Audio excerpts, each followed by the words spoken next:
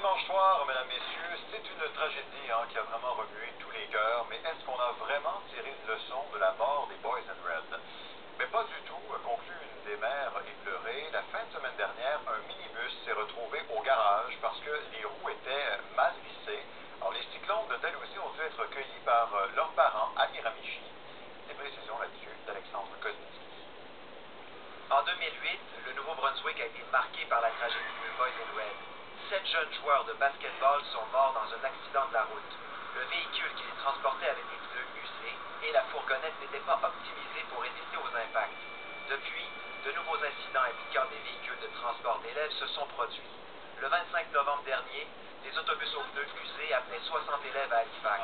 Le 11 décembre dernier, un autobus scolaire dont les roues étaient mal vissées a dû être remorqué au garage après avoir servi pendant 2 semaines pour le transport d'élèves.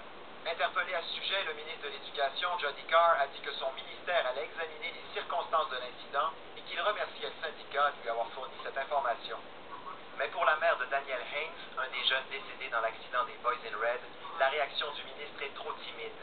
So much could have happened, and as a minister, you should react and quickly and say, this is enough.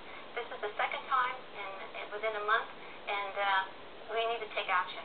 And I know that he spoke of having stakeholders and having meetings, but you can have as many meetings as you want, but the end result is the safety of the students and to do exactly what is right. Madame Haynes explique qu'il y a 3 éléments essentiels au transport sécuritaire des élèves.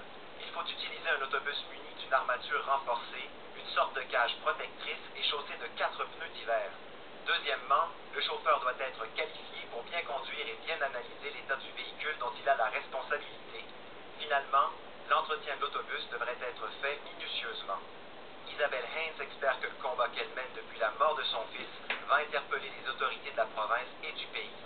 This was 15 passenger vans that they are using for the youth across Canada. They're known as death traps because there's no protection for the students.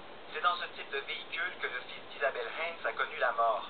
Elle espère qu'aucune autre mère ne verra son enfant mourir dans un tel accident. Des solutions existent, elle a hâte qu'elles soient enfin mises en application. Alexandre Kozminski, Radio-Canada, Caraquet.